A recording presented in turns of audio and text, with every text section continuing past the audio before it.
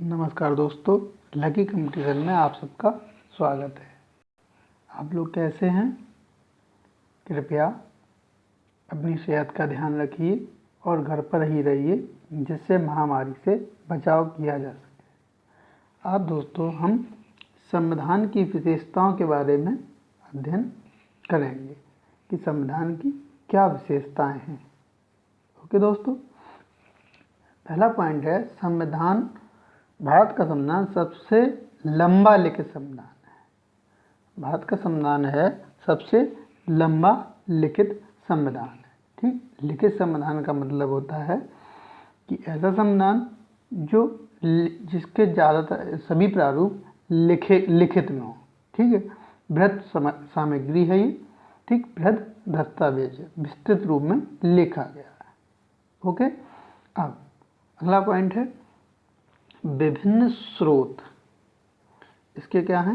विभिन्न स्रोत, जिसका हम अगली वीडियो में चर्चा करेंगे। ठीक है दोस्तों, विभिन्न स्रोत जैसे इसके काफ़ी प्रावधान 1935 के अधिनियम से लिए गए हैं और अमेरिका से लिए गए हैं, ब्रिटेन से लिए गए हैं, आयरलैंड से लिए गए हैं, अर्थात ये काफ़ी देशों से लिया गया है। इसके लेख जो हैं काफ़ी देशों से उद्धृत किए गए हैं।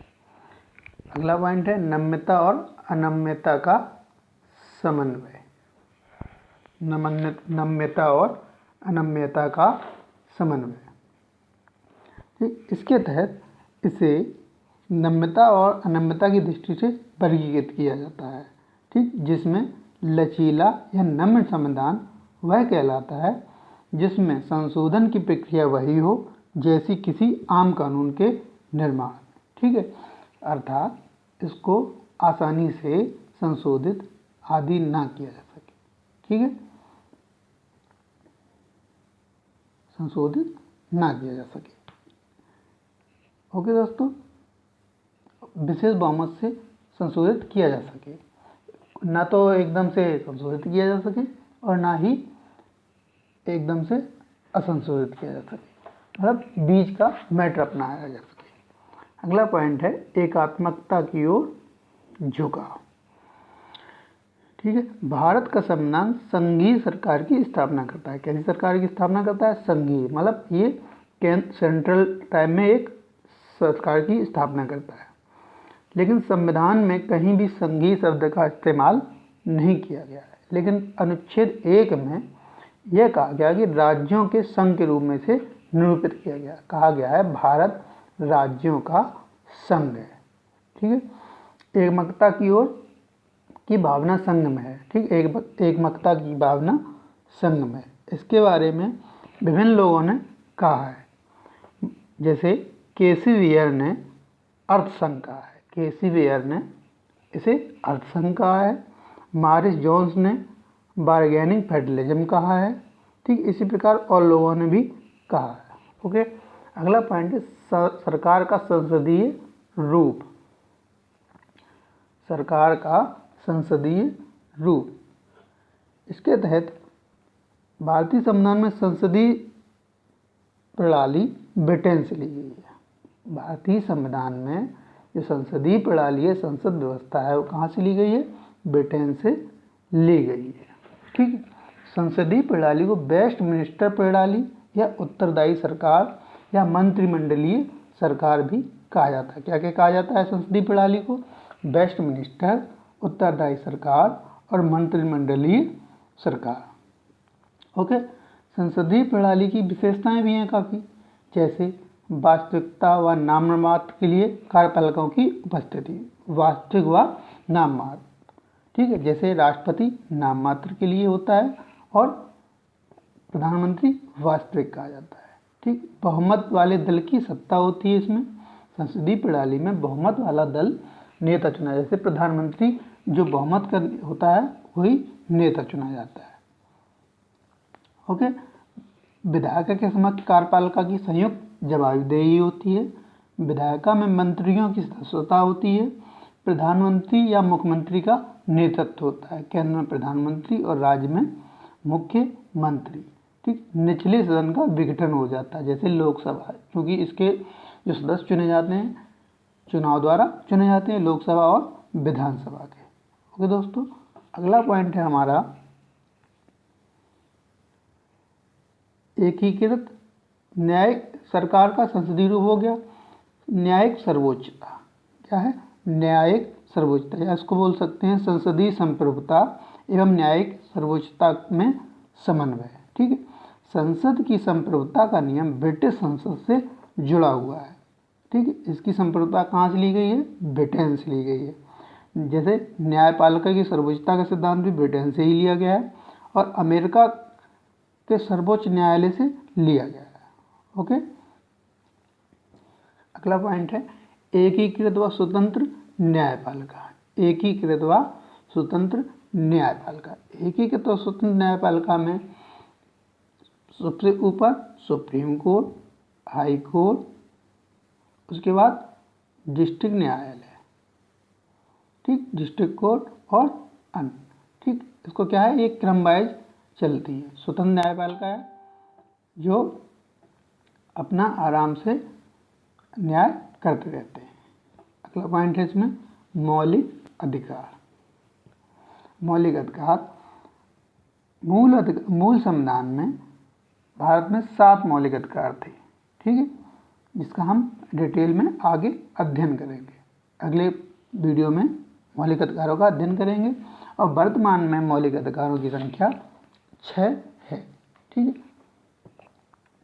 अगला पॉइंट राज्य के नीति निर्देशक तत्व। राज्य के नीति निर्देशक सिद्धांत। ठीक, भारतीय संविधान की ये एक अनूठी विशेषता है। नीति निर्देशक तत्वों का कार्य सामाजिक व आर्थिक लोकतंत्र को बढ़ावा देना है। क्या है? सामाजिक और आर्थिक लोकतंत्र को बढ़ावा देना है। लेकिन ये संविधान में पूर्ण रूप से मान्य नहीं है। जिस प्रकार मौलिक अधिकार मान्य है उस प्रकार राज्य के नीति निर्देशक तत्व मान्य नहीं है, न्यायालय में वाद योग्य नहीं है। ओके, अगला पॉइंट है मौलिक कर्तव्य। ये भी संविधान में वर्णित हैं। मौलिक कर्तव्य जो हैं वो भी राज्य के नीति निर्देशक तत्व के सिद्धांत के अनुसार न्याय योग्य नहीं है। इनको भी पूरी तरह से लागू नहीं किया जा सकता, लेकिन ये वैध है। ओके दोस्तों, ये मूल संविधान में न्यायिक मौलिक कर्तव्य नहीं थे। ठीक है, ये 1976 में जोड़े गए। अगला है धर्मनिरपेक्ष राज्य। ठीक, धर्मनिरपेक्ष राज्य। भारत का संविधान धर्मनिरपेक्ष है। ठीक है, धर्म विशेष को भारत के धर्म के तौर पर मान्यता नहीं देता। ठीक है, भारत का संविधान विशेष धर्म को मान्यता नहीं देता। ठीक, ऐसा नहीं है कि मंदिर में मोमडन नहीं जा सकते या मस्जिद में हिंदू नहीं जा सकते। ओके दोस्तों, ये धर्मनिरपेक्ष है, कोई भी कहीं आ जा सकता है। सार्वभौमिक वयस्क मताधिकार। अगला पॉइंट सार्वभौमिक वयस्क मताधिकार। ठीक है, इसमें क्या है, इसमें जो भी व्यक्ति 18 साल से ऊपर होगा वो अपना मत का प्रयोग कर सकता है। वयस्क मताधिकार लोकतंत्र को बड़ा आधार देने के साथ साथ आम जनता के स्वाभिमान में वृद्धि करता है। ठीक है, आम जनता को बढ़ावा देता है। वो अपना सरकार चुन सकती है और उसमें हस्तक्षेप भी करने की भागीदार हो सकती है। ठीक है, अगला पॉइंट है स्वतंत्र निकाय। ठीक, कार्यपालिका, विधायिका और सरकार, ठीक है, न्यायिक अंग ही उपलब्ध कराते हैं, बल्कि यह कुछ स्वतंत्र निकायों की स्थापना करते हैं। ठीक है, इन्हें संविधान ने भारत सरकार के लोकतंत्र के महत्वपूर्ण स्तंभों के रूप में परिकल्पित किया है। ठीक है, इसका डिटेल हम बाद में पढ़ें। इसमें ज़्यादातर जो डिटेल है वो हम डिटेल में आपको एक वीडियो बना के अलग से देंगे। अगला पॉइंट है एकल नागरिकता। भारतीय संविधान भारत के लोगों को एकल नागरिकता का प्रावधान करता है। जैसे अमेरिका के संविधान में क्या है, वहाँ जितने राज्यों की नागरिकता अलग है और उसके केंद्र की नागरिकता अलग है, लेकिन भारत में ऐसा नहीं है। जो केंद्र की नागरिकता है वही राज्य की भी नागरिकता है। अगला पॉइंट है आपातकालीन प्रावधान, जैसे कि आज भी लगा हुआ है। ओके, भारत में 3 प्रकार के आपातकाल हैं जो हम पिछली वीडियो में पढ़ा चुके हैं। ओके, पिछली वीडियो हमारी देख लें, उसमें आपको क्लियर करके हो जाएगा। अगला है त्रिस्तरीय सरकार। क्या है? त्रिस्तरीय सरकार। मूल संविधान में 2 स्तरीय सरकार का उल्लेख किया गया था, केंद्र और राज्य। 73वें संविधान संशोधन में 1992 में तीसरा पाया जोड़ा गया, जिसे पंचायती राज के तहत बोला जाता है। ठीक इस प्रकार भारत में त्रिस्तरीय सरकार हो गई है, ठीक, जिसमें केंद्र, राज्य और पंचायती राज सम्मिलित हैं। ओके, पूछा जाता है कि भारतीय सरकार कितने स्तरीय है। ठीक है, या भारतीय सरकार कितने स्तरीय है, तो कितने स्तरीय? 3। कौन कौन सी? केंद्र, राज्य और पंचायती राज।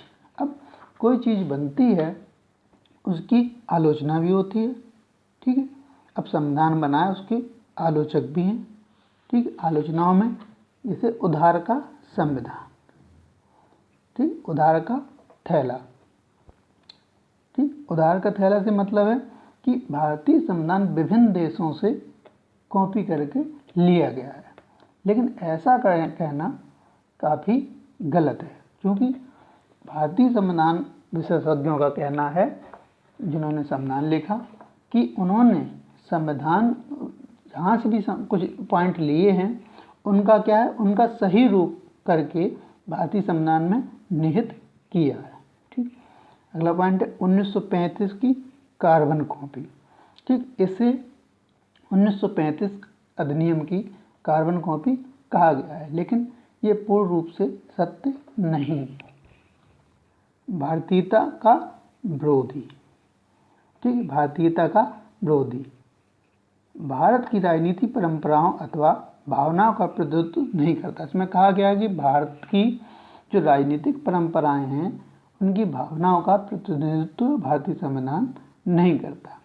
इसमें विभिन्न संविधानविदों ने, विभिन्न राजनीतिज्ञों ने भिन्न भिन्न प्रकार से टिप्पणी की है। जैसे हनुमंतैया ने संविधान के बारे में कहा है कि हम बाणी या सितार का संगीत चाहते थे, लेकिन यहाँ हम एक इंग्लिश बैंड का संगीत सुन रहे हैं। इन्होंने यही कह दिया कि ये क्या है, अंग्रेज़ों के नीचे से बनाया गया है, अंग्रेज़ों के अस्तित्व से बनाया गया है, अंग्रेज़ों की इजाज़त से बनाया गया है, इसलिए कहा गया कि भारतीयता का ये विरोधी है। ओके, और गांधीवाद से दूर। ठीक, अगला पॉइंट है गांधीवाद से दूर। जैसा गांधी जी चाहते थे वैसा संविधान नहीं बना। ठीक, लोगों का कहना है कि इसमें गांधी दर्शन और मूल्यों को प्रतिबिंबित नहीं किया गया है। ठीक, लेकिन संविधान ग्राम पंचायत तथा जिला पंचायतों के आधार पर निर्मित होना चाहिए। लोगों का कहना है, या गांधी जी का कथन था कि संविधान जो है ग्राम पंचायत और जिला पंचायतों के आधार पर होना चाहिए, क्योंकि हमारे यहाँ अधिकांशता जनसंख्या या अधिकांशता आबादी ग्रामीण क्षेत्रों से सम्मिलित है। ठीक, गांधीवाद से दूरी में के हनुमंतैया ने कहा, यह वही संविधान है जिसे महात्मा गांधी कभी नहीं चाहते, ना ही संविधान को उन्होंने विचार किया होगा। ठीक है, हनुमंतैया ने क्या कहा कि इस संविधान को महात्मा गांधी कभी नहीं चाहते थे और ना ही उन्होंने ऐसे संविधान की कल्पना की होगी। ठीक, महाकाय आकार। ठीक, संविधान, भारतीय संविधान का महाकाय आकार, विश्व में सबसे बड़ा संविधान भारत का ही है, इसको तभी बोला गया है महाकाय आकार। ओके, वकीलों का स्वर्ग। ठीक, भारतीय संविधान को वकीलों का स्वर्ग कहा गया है। ठीक, आइवर जेनिंग्स ने भारतीय संविधान को वकीलों का स्वर्ग कहा। ये काफ़ी एग्जाम में पूछा गया है कि वकीलों का स्वर्ग भारतीय संविधान को किसने कहा है, तो किसने कहा है? आइवर जेनिंग्स ने। ओके, एच के महेश्वरी ने भारतीय संविधान को प्रारूप लोगों को अधिक मुकदमे बनाता है। ठीक, प्रारूप लोगों को अधिक मुकदमेबाज बनाता है। ठीक, अदालतों की ओर अधिक उन्मुख होंगे। ठीक है, उन्होंने क्या कहा कि बड़ा जितना होगा वो क्या है, अधिक मुकदमेबाज बनाएगा। ओके दोस्तों, ये वीडियो हमारी कैसी लगी? ठीक, ये ज़्यादा इंटरेस्टिंग वीडियो नहीं है, इसमें आपको बोरियत महसूस होगी। धन्यवाद।